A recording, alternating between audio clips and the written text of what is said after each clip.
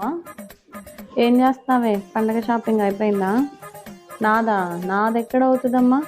నేను 10,000 అడిగా పట్టు చీరకి, 5,000 ఇచ్చాడు లింగులు ఇట్టుకోమనుకుంటూ. ఎవరు ముక్కులో పెట్టడానికి అది? పెళ్ళైనప్పటి నుంచి ఇంతే. మా చిన్న మామయ్య గారి కొడుకు కూతురు కోడలు, ఆవిడ 25,000 పెట్టి చీర కొనుక్కొని ఫ్యామిలీ గ్రూప్లో పెట్టింది.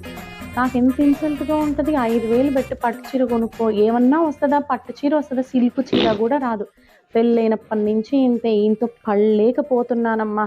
నస నస నస నస ఎంతసేపటికి ఆయిందే అవ్వాలా. మా ఆయన, అబ్బా, నేను 1,000 రూపాయలే అడిగానే చీరకి, కానీ చాలా మంచోడు, 2,000 ఇచ్చాడు.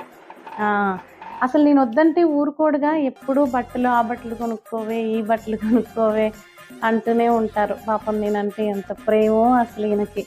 ఒక్క నిమిషము, పొయ్యి మీద పాలు పెట్టాను, మళ్ళీ చేస్తానే.